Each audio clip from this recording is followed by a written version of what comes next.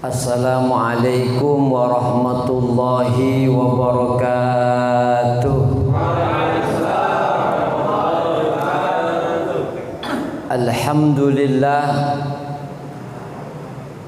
Alhamdulillahilladzi arsala rasulahu bil huda wa dinil haqq بشيرا ونذيرا وداعيا إلى الله بإذنه وسراجا منيرا أشهد أن لا إله إلا الله وحده لا شريك له وأشهد أن سيدنا محمدا عبده ورسوله لا نبي بعده Allahumma fasalli wa sallim wa barik ala hadha nabiyil karim imamil muttaqin sayyidina wa habibina wa syafi'ina wa qurratu a'yunina wa maulana Muhammadin wa ala alihi wa ashabihil mujahidin at-tahirin amma ba'd. Faqad qala Allah Ta'ala fil Qur'anil Karim wa huwa asdaqul qailin wa ma arsalnaka illa rahmatan lil alamin. Wa qala ta'ala laqad kana lakum fi rasulillahi uswatun. Wa qala an-nabiy sallallahu alaihi wa alihi wasallam kullu ummati yadkhuluna al-jannah. Amin ngapa sih? Tadi amin sekarang kagak. Kullu ummati yadkhuluna al-jannah illa man aba qalu man aba ya rasul. Belum amin ini mah. Man ata'ani dakhalal jannah. Belum melemparkan jannah amin mulu sih. Wa man asani faqad aba au kama qala Rasulullah sallallahu alaihi wa alihi wasallam. Yang sangat kita hormati dan kita muliakan segenap para guru, para asatidz yang hadir pada malam hari ini.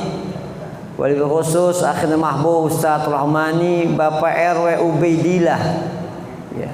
Juga Ketua Karang Tandurna Bambu Apus, Bang Hendra yang udah datang sama pasukannya meskipun kagak semuanya.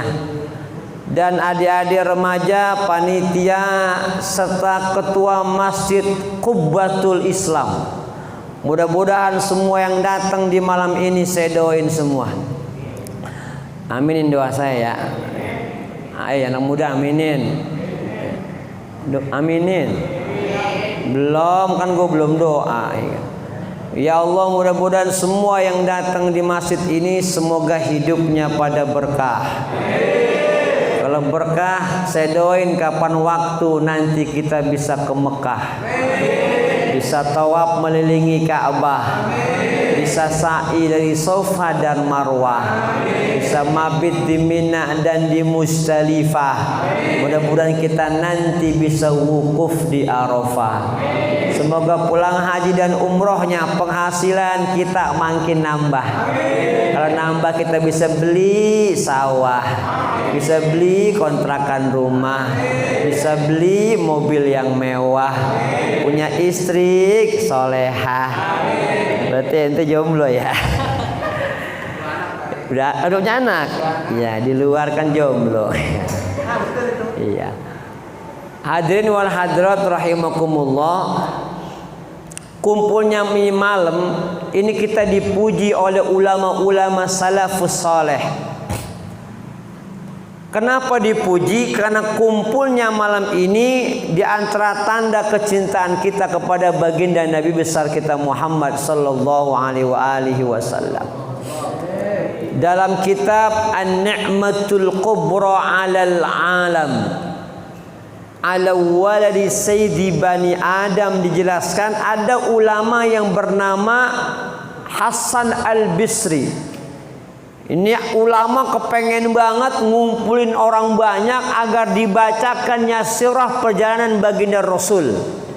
Sampai ini ulama berungkap dalam bahasanya, wuditu law kana li mithlu jabali Uhudin zahaban la anfaqtuhu ala qiraati maulidir Rasul. Saya ingin andai kata saya punya gunung dari emas, maka semua gunung yang dari emas itu saya akan sedekahkan, saya akan keluarkan agar terlaksanaannya acara di mana dibacakannya sirah baginda Nabi besar kita Muhammad sallallahu alaihi wasallam. Saking cintanya dia sama Rasul, andai kata dia punya gunung emas, semuanya dia berikan untuk acara maulidnya baginda Rasul. Oh, gitu. Ada ulama yang namanya Ma'ruf Al-Karhi dalam kitab yang sama memuji panitia, memuji semua yang datang, sampai Abang Son aja dipuji sama ulama yang namanya Ma'ruf Al-Karhi. Tuh, Bang Son dipuji sama dia. Lah kalau nggak dia saya capek ceramah. Dia setengah budek sekarang. Ya mumpung karena ada dia, suara saya bisa kedengaran semuanya. Nggak capek kita. Coba kalau orang ada mic-nya mejen kita ngomong. Iya. Apa kata ulama Ma'ruf Al-Karhi? Man hayya'at ta'aman. Siapa aja yang ngejadiin makanan. Itu makanan disediain sama panitia. Ya, Bang Herman ya makan pisang ya di depan Ustadz ya. Enggak punya perasaan.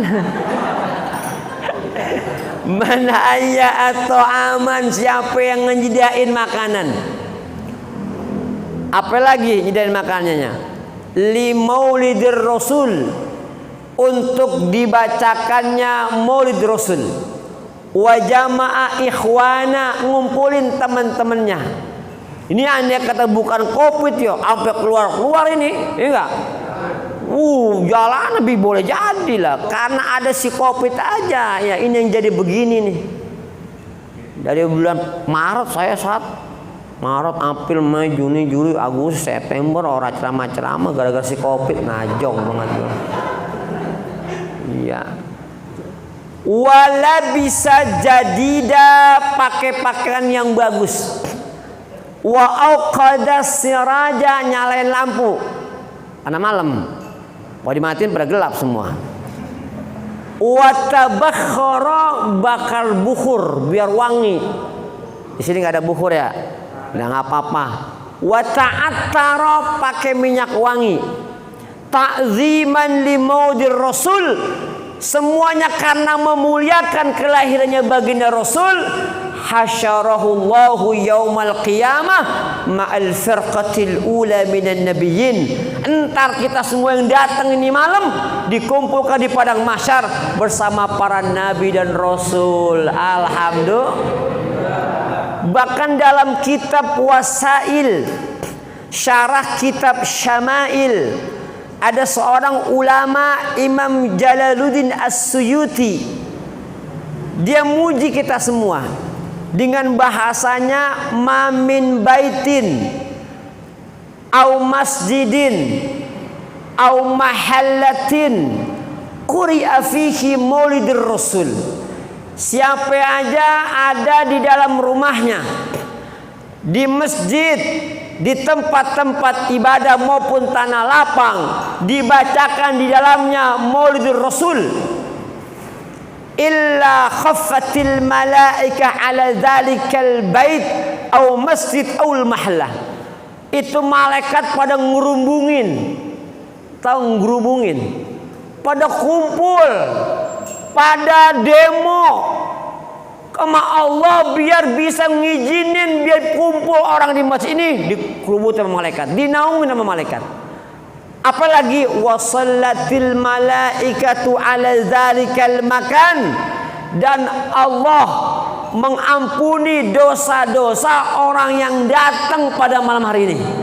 Makanya jamaah semua yang datang malam ini bersyukur diampuni. Malaikat minta, ya Allah, bagi orang yang yang datang di kubah Islam ini, yang datang maulid, ampunin dosa-dosanya yang telah lalu. Wa ammahumullahu birrahma waridwan, dan Allah akan tebarkan rahmah kasih sayang dan keredoan bagi orang-orang yang datang pada malam ini. Alhamdulillah. Hebatnya ini maulid Nabi, enggak sembarangan. Kenapa Nabi harus kita teladani? Kenapa Nabi harus kita jadikan figur dalam hidup ini? Sebabnya ada dua. Pertama, karena Nabi Muhammad itu basyarun, walakin la kal bashar. Nabi Muhammad kehidupannya sama orang bambu apus, sama. Nabi makan, kita makan. Iya kan?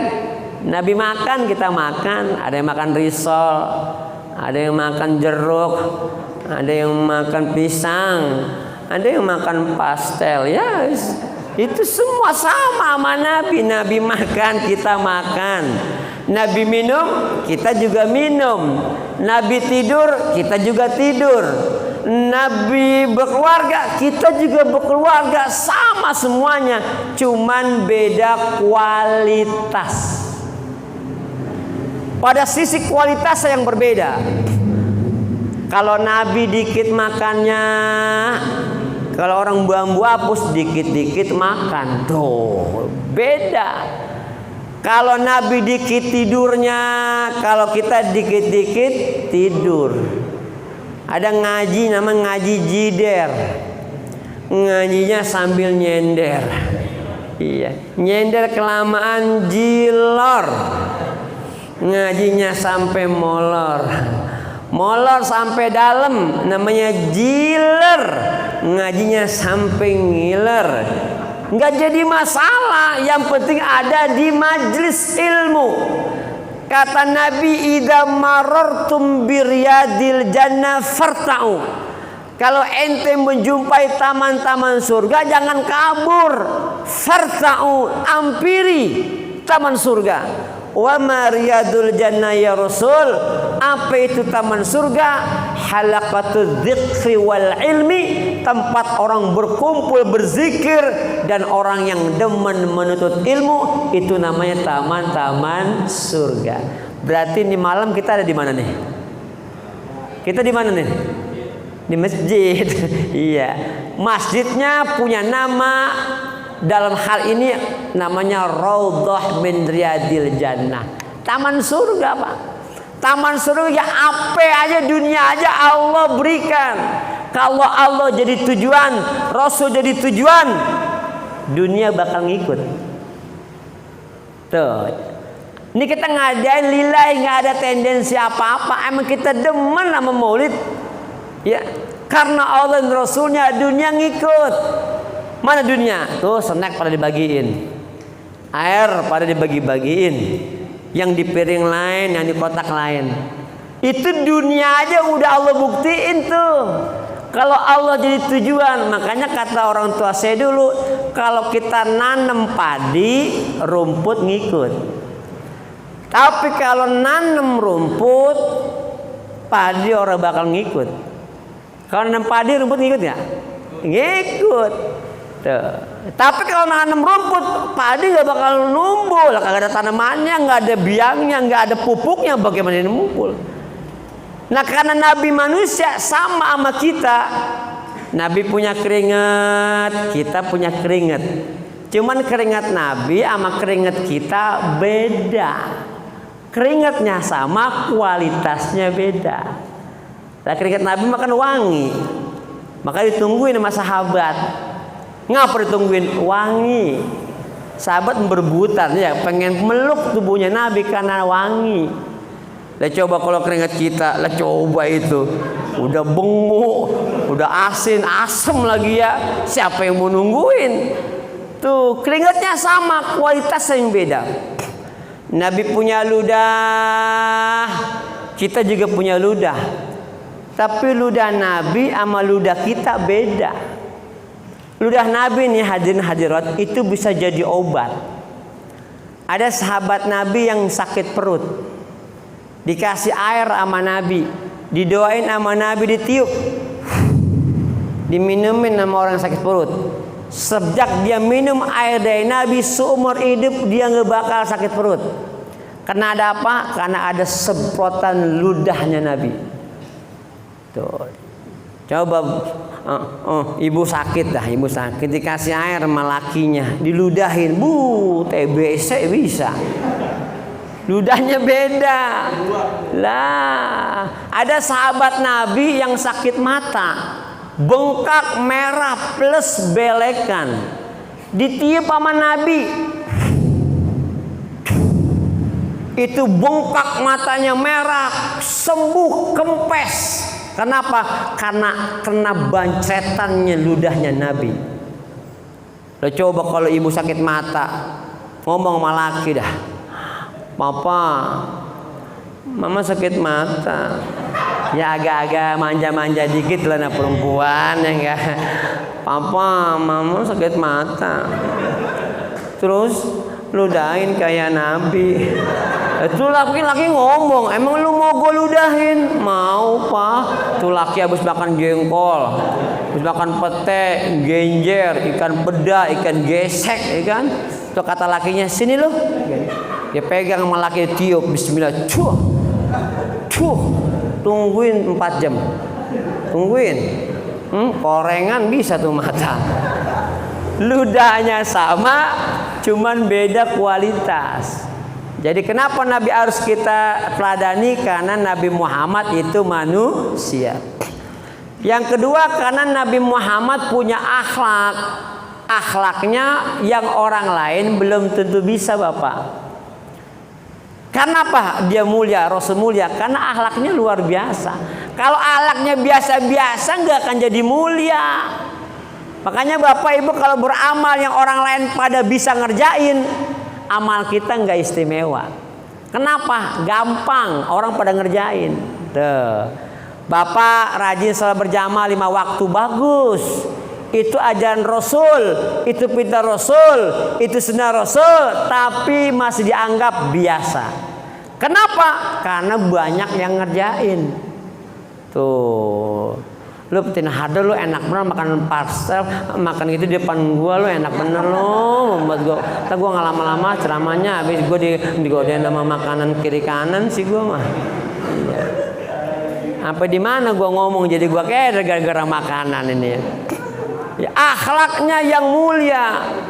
Tapi kalau bapak ibu kita bangun jam 2 pagi, jam setengah 3 pagi, sholat tahajud, meskipun 2 rakaat sholatnya, maka malam itu kita mengerjakan amal ibadah yang luar biasa. Karena tidak semua orang bisa. Saya tanya nih, kalau jam 2 pagi, setengah 3 pagi banyak yang tidur apa yang sholat? Tidur lah. Tapi saya melihat muka-muka bapak-bapak, ibu-ibu, ada remaja, muka-muka yang sering bangun malam kayaknya nih. Iya, kencing, beser doang. Iya, tapi alhamdulillah bapak ibu, sebenarnya begini. Sebenarnya Allah pengen bangun kita sholat tahajud. Cuman sababnya berbeda-beda bapak ibu. Ada orang yang sering Allah bangunin malam karena sebabnya mau kencing. Berarti Allah bangunin kita kencing malam itu disuruh sholat tahajud. Sebenarnya begitu. Cuman caranya mau pipis. Ada memang orang terbiasa udah bangun, dia pasang alarm full volume, ya kan? Berharap dia bisa bangun malam itu bekernya kencang bener, bunyinya pas di depan mata telinga dia, bangun dia. Sebab tuh alarm bunyi, kita suruh sholat tahajud. Ada sebab tahajud anak kita nangis, berarti Allah bangun kita untuk sholat tahajud, sebabnya anak kita nangis. Laki ibu nangis malam-malam antepin baik, ya. Iya, kelemesan laki gitu mah. Dia pakai nangis malam-malam ya kan. Tuh karena akhlaknya mulia, pantas Nabi bersabda, innama bu'istu li utammima makarimal akhlak. aku diutus ke alam dunia biar umatku pada bener apanya Pak Ustadz? Bener keyakinannya, bener amalnya, bener akhlaknya. Karena menciptakan anak pintar itu mudah, tapi menciptakan anak yang benar itu susah. Kalau benar itu sentuhannya akhlak, moral, etika. Tapi kalau pintar sentuhannya intelektual. Banyak orang pintar tapi akhlaknya nggak benar. Ini tugasnya kita semua, para asatidz, orang tua, karang taruna. Bagaimana kita bisa menjaga ini kampung jangan sampai kotor. Maka orang-orang di luar Islam menghancurkan Islam, bukan merubuhkan masjidnya, bukan membakar pesantrennya, bukan menghancurkan musolahnya, tapi yang dihancurkan oleh mereka yang nggak demen nama Islam. Siapa? Kalian anak-anak muda. Tim hadroh, remaja-remaja semua dihancurin sama orang yang nggak demen nama Islam. Kenapa dia yang dihancurin? Karena pemuda generasi penerus bangsa dan agama. Yang tua jangan dihancurin, yang udah sepuh jangan dihancurin, ntar juga hancur sendiri. Tapi kalau anak muda dihancurin bener-bener, kalau aki-aki mah jangan dihancurin. Ntar dia dihancur dewek sendirian, udah hancur, nggak usah dihancurin dia. Nggak ada harapan lain kecuali sama anak muda kalian semua. Ya. Karena dalam tangan kalian, kreativitas kalian, bangsa ini berharap, kampung ini berharap, agama ini berharap. Kalau anak burunya bener, anak burunya soleh solehah, urusan gampang. Urusan gampang. Makanya dihancurin tuh yang pertama dengan fashion. Nih ketua karang taruna nih, tugas ente berat, ustadz berat. Anak-anak remaja yang perempuan hancurin dengan fashion, dengan berbusana. Kalau perlu orang-orang Islam tuh yang perempuannya jangan mau pakai jilbab.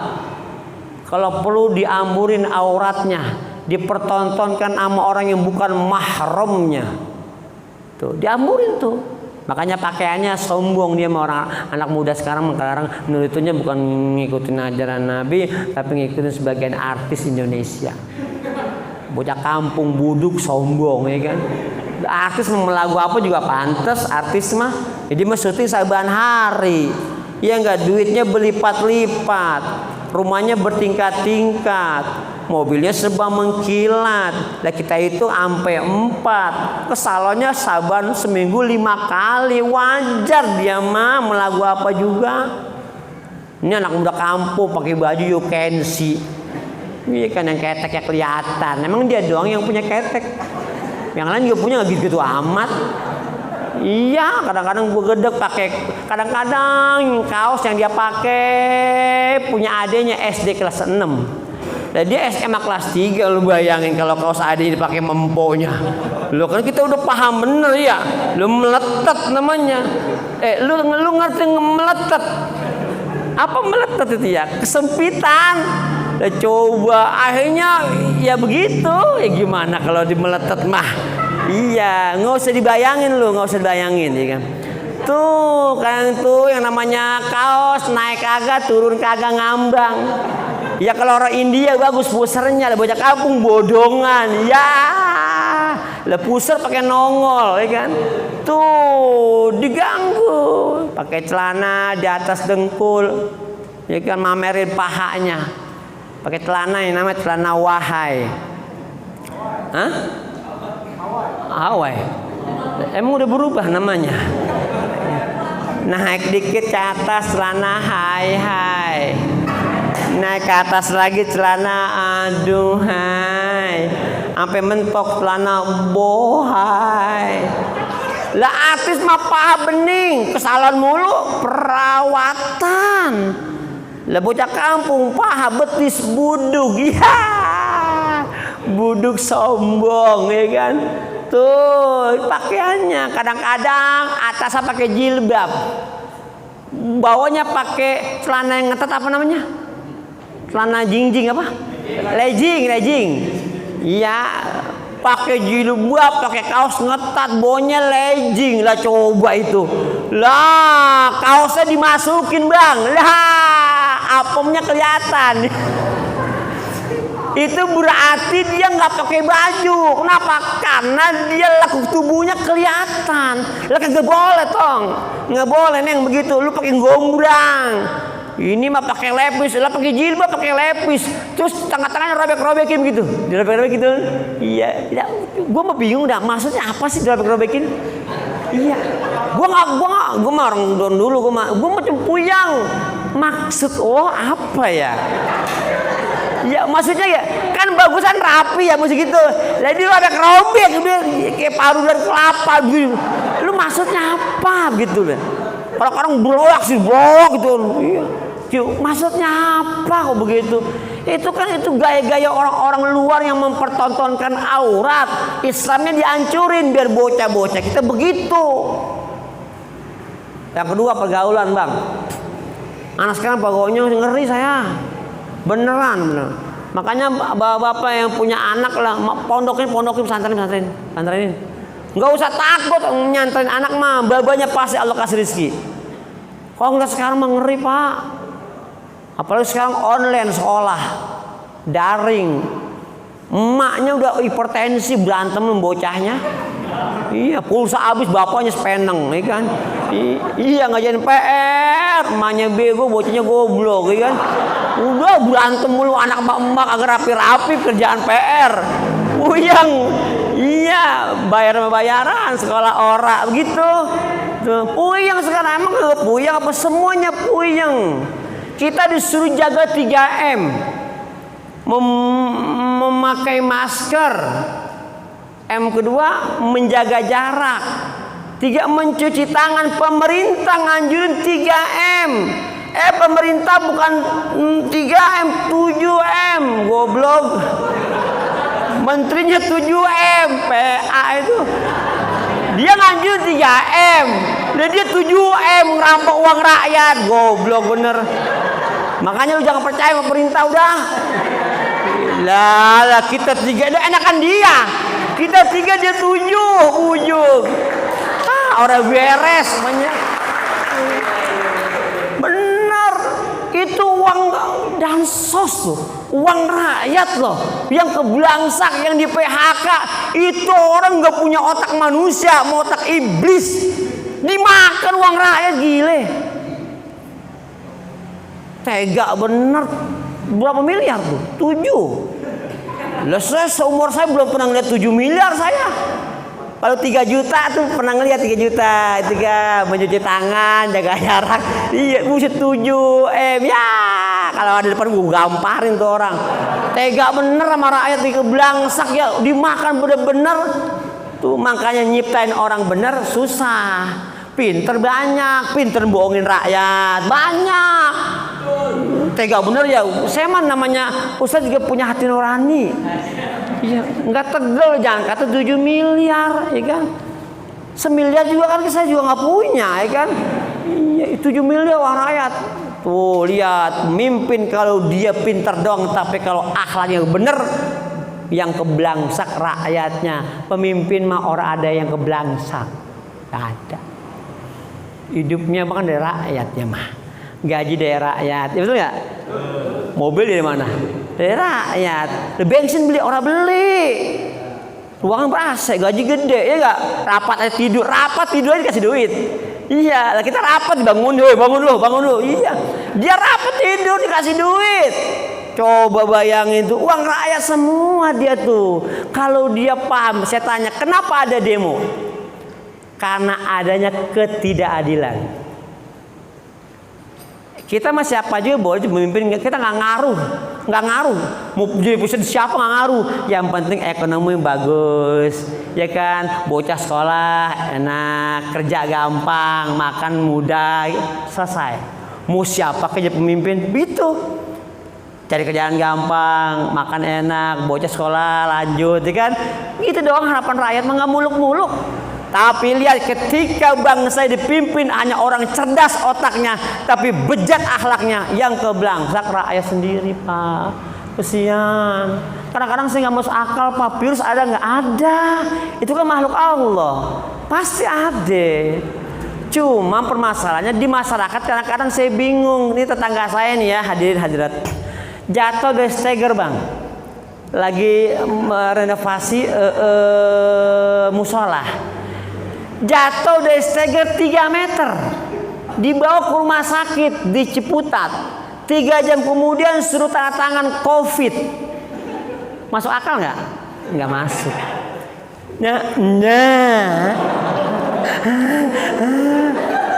COVID nggak nyambung. Itu aja udah steger COVID. Ditanya nyesek pak. Dasarnya bocah goblok banget nih. Siapa sih yang 3 meter kan tinggi? Ya kalau orang yang langsung, kalau yang lebar dibuang, bukan nyesek. COVID. Ada orang ambeien bonya nongtot. Bo nongtot ambeien COVID. Hubungannya apa COVID sama bol nongtot? Kagak ada urusan, itu kan gak nyambung saya mah. Kan gak masuk akal. Tetangga saya jantung di rumah sakit sehari mati COVID. Emang rumah sakit dapat duit? Iya. Ada orang yang ibaratnya tipes 3 hari COVID. Pas dikuburin hasilnya negatif, kan nyiksa orang. Ya nggak bener. COVID ada nggak? Ada. Makanya kalian kita semua jaga kesehatan. Makan yang banyak, olahraga, ikan positive thinking agar meningkatkan imun tubuh kita. Nggak usah khawatir, banyak doa sama Allah, baca selawat, sehat kita, jemur. Anak muda lu jangan ngurung di rumah, olahraga, ya kan? Sehat, ada olahraga nih, cuman tangan doang lu, ya kan? Ngeplek mulu begini, ya kan? Iya. Besok lu latihan, ya kan, main ambil jalan, ya kan, dang. Jadi bergerak dia. Yang lain enak, yang bas lengke. Iya, sehat kita begitu. Ini kadang-kadang sholat jenazah rapet. Sholat jenazah kan sunnah, rapet. Sholat wajib jaga jarak, masuk akal. Coba lu pikir dah. Sholat sunnah kan jenazah sunnah, dia rapet. Sholat wajib renggang, coba itu. Masa yang sunnah rapet, yang wajib renggang? Coba pikir. Kan terbalik namanya. Kata Nabi, khairul wuqu' al-masajid wa syarrul wuqu' al-aswaq. Tempat yang paling bagus, yang paling aman masjid. Tempat yang jelek, kotor, pasar. Kita balik sekarang. Sejelek-jeleknya tempat masjid, sebagus-bagus tempat pasar. Lah pasar nggak ada yang renggang, rapat semua. Itu di Ciputat ngambak mau Jombang, orang ada yang pakai masker. Dagang kagak ada yang sakit ya. Kenapa? Karena dia optimis ya, nyari nafkah untuk anak bini. COVID kalah. Gitu, jadi jangan terlalu kita paranoid. Sampai gua keluar rumah, nggak olahraga, salah.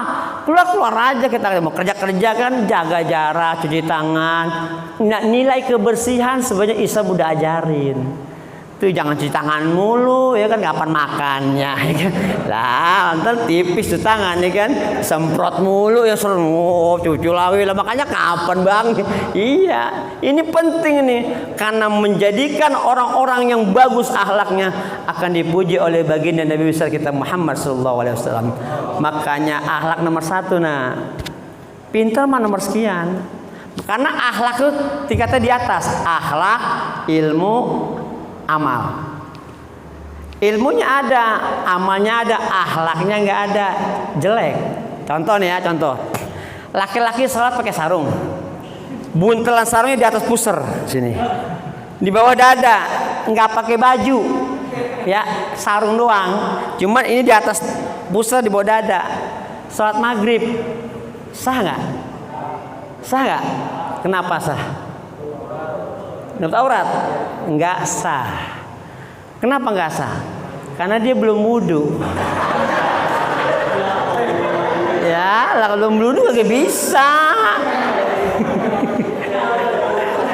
Iya. Andai kata dia wudu, ngapa adu sih bang? Iya. Nah orang kan kalau udah menutup aurat, udah punya wudu, sholat sah. Kan nutup aurat. Cuman akhlak ngomong. Masa mau ngadap Allah lu nggak rapi, nggak pakai baju, gitu maksudnya. Ente aja keundangan rapi, ada pergantian mic. Ente keundangan rapi, ya kan? Ketemu lurah rapi, ketemu kawan rapi, ngapa saat lu nggak pakai baju? Meskipun sah secara syariat, cuman secara akhlak ngomong kagak bagus dong, gitu. Jadi akhlak itu, nah, makanya Rasulullah SAW menjelaskan kepada kita, akmalul mu'minina imana wa ahsanuhum khuluqa. Sebagus-bagusnya iman seorang mukmin dan sebagus-bagusnya akhlak. Kalau dia imannya bagus, akhlaknya bagus, sempurnalah seorang mukmin. Ya, makanya anjurin anak muda yang perempuan ya. Kedua pergaulan bang. Pergaulan sekarang aduh ngeri saya. Ente main hado cakep dah. Ente banyak pahalanya. Sebab ente nih jamaah pada selawatan ya. Iya coba kagak ada dia. Kagak selawatan. Sebab ente makan pisang ya. Saya kesinggung. Berarti sempurna pisang Bang Hendra. Kiri kanan sudah Iya. Makan nggak apa-apa. Jangan ngambek loh jadi anak loh. Adat dong digedein lo, makan. Udah, yang bercanda doang ya kan. Lemangnya cepet amat makannya itu. Iya, tuh anak muda, pergaulannya dihancurin. Maaf ya Pak, kalau anak kita bergaul sama ustadz di majelis taklim, ya main hadro, main marawis, yang dia lantunkan selawat, pahala main hadro, ya enggak selawat. Main marawis ya kan pahala selawat juga, puji-pujian. Coba kalau bocah di luar nih, maaf yang jauh dari ulama, jauh dari ustadz, nggak demen ngaji, ya kan jauh di majelis taklim, yang kerja cuma nongkrong doang, malam tengah malam jam 1 masih nongkrong baik depan ruko, ngapain bertiga berempat berlima nyekek botol, mabok, ngedrink, ngeplay, ngeboat, sabu-sabu, heroin, ganja, morfin, AO, brandy, santane, bolone, topi miring, topi nyublak. Udah coba itu. Iya, hancur. Bener Bang Hendra bilang, bagaimana bentuk Islam di bambu apus 10, 20, 30 tahun yang akan datang? Jawabannya anak muda. Bener anak muda. Makanya yang tua-tua jangan ngelarang-larang anak muda kalau nilainya positif. Dukung. Karena kita yang tua butuh yang muda butuh yang tua agar ada sinergi. Panitia maulid anak muda, bapak-bapak gak usah ya panitia. Penyokong dana, dukung selesai. Karena anak muda punya banyak waktu, anak muda punya kreasi, anak muda punya inovasi. Maka semua beres kalau anak muda yang kerja. Tuh, ini mah nggak bakal capek nih, nggak capek. Kalau sampai keluar penuh dalam atas, bang anak muda capek, bersihin, gotong-gotong. Coba aki-aki lah, bengek dia. Tuh, anak muda. Tuh, yang ajan, kan anak muda. Di masjid ini kira-kira kalau ajan subuh Pak RW anak muda apa aki-aki? Aki-aki, setengah tua. Aduh, harus ada regenerasi. Jangan aki-aki mulu, kan udah capek aki-aki 60 tahun ajan keluar subuh dingin dibatuk mulu ya kan. Dia kadang-kadang tarhim subuh ya kan. Ya Rabbana, ya Rabbana. Ini menyudahkan meriang. Zalamna anfusana wa ilam taghfir lana wa tarhamna wa tarhamna lanakunanna minal khosirin ya Rabbana. Capek kita dengerinnya. Coba kita bangun, yang tahrim dia lah, tidur lagi kita pulas. Ya Rabbana. Oh iya. Yang azan dia juga, waduh tambah dalam tidur kita. Allahu Akbar. Allahu Akbar. Enggak enak. Coba anak remaja masjid Kubatul Islam. Dia yang anak muda lah, muda mah suaranya kencang, speednya cepat, powernya kuat. Anak muda apa juga garas aja cepat, dia menggaras cepat dia mah. Iya, anak muda mah. Ada remaja Kubatul Islam dia azan, anak SMA, anak aliyah, azannya anak muda kencang. Iya. Allahu Akbar, Allahu Akbar. Lah kalau subuh di Kubatul Islam ajam kayak begini, cakep apa kagak? Cakep, cakep mana yang pertama? Allah, lahnya anak muda. Iya. Anak pesantren beda lagi ajannya. Anak pesantren ada jamaah Kubatul Islam, pesantren lagi liburan dia. Ajan subuh santri beda. Kalau santri ajannya begini. Allahu Akbar, Allahu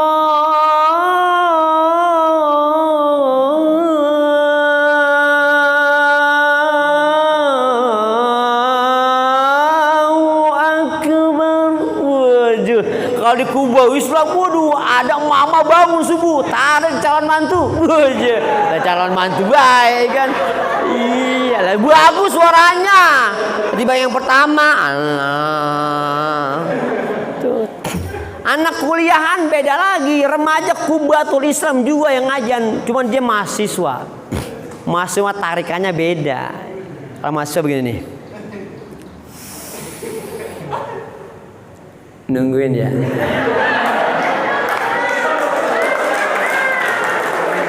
Dan nungguin pasti nih, ya kan?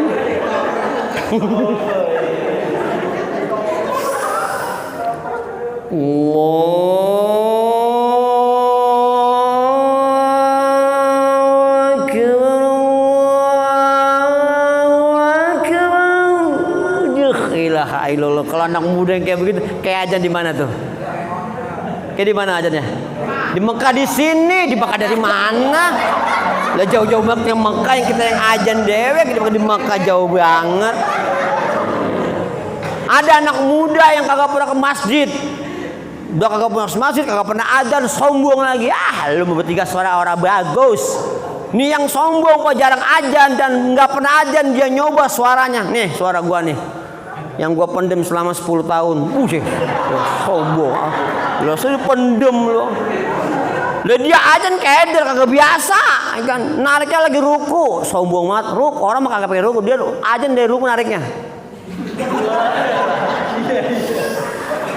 Allahu Akbar, Allahu Samad. Yang kanan ngomong lam yalid wa lam yulad. Lah ajan pakai sadaqallahu lah, coba itu pakai sadaqallahu adzan ngape? Karena nggak dibiasain. Bisa itu karena biasa. Kebaikan itu kudu dibiasain. Sehingga menjadi cinta kebaikan, bukan kebiasaan lagi, udah kenikmatan yang dia kerjakan karena udah terbiasa terus menerus dalam kehidupan. Maka cinta sama Rasul, banyak baca selawat, ya kan? Salatullah, salamullah ala toha Rasulillah. Salatullah, salamullah ala Yasin. Tawassalna bismillah wa bil hadi Rasulillah. Tawassalna bismillah wa bil hadi Rasulillah wa kulli mujahidilillah bi ahli badri ya Allah. Salatullah ala Toha Rasulillah. Salatullah salamullah ala Yasin. Pokoknya kalau bahasa selawat kita kumandangkan kagak ada orang yang demen.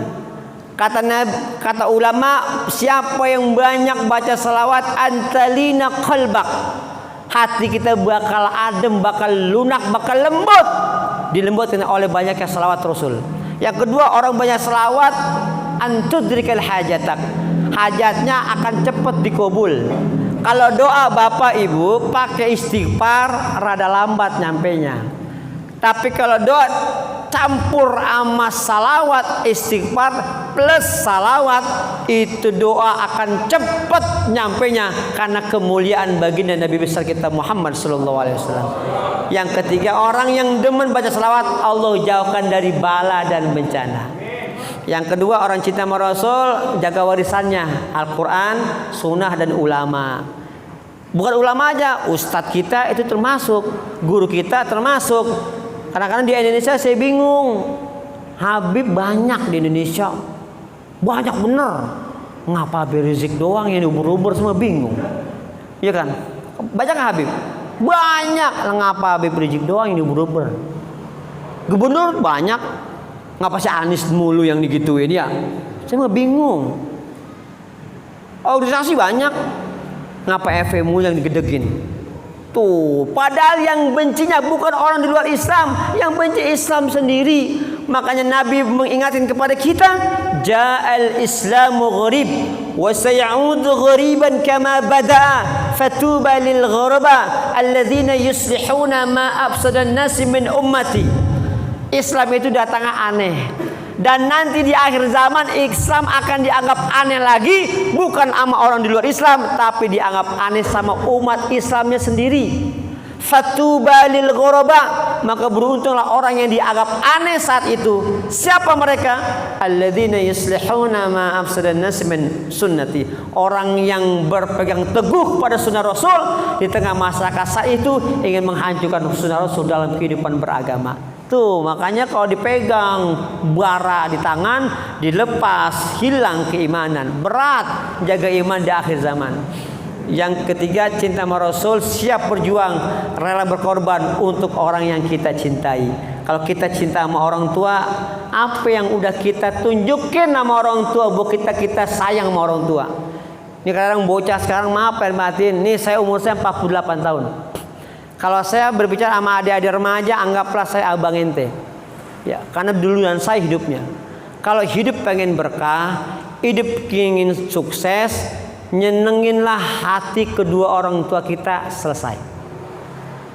Tapi kalau hidup udah nggak bisa nyenengin orang tua, hidup cuman membuat hati orang meluka, orang tua terluka, membuat orang tua ibaratnya menangis karena perbuatan yang nggak benar yang kita lakukan, maka pintu surga pun tertutup bagi anak yang durhaka sama orang tua. Di Jepang banyak pengusaha sukses. Kenapa dia sukses? Di samping dia pinter, dia menjadikan orang tuanya seperti raja. Maka rezeki kayak raja. Kalau di Indonesia enggak. Kalau orang tua kaya, anak jadi raja. Kalau anak yang kaya, orang tua jadi pembantu, tempat penitipan anak, penitipan cucu. Di Jepang dia jadikan orang seperti raja. Apa yang orang tua minta dikasih, dan dia usahakan, maka rezeki mereka jadi raja.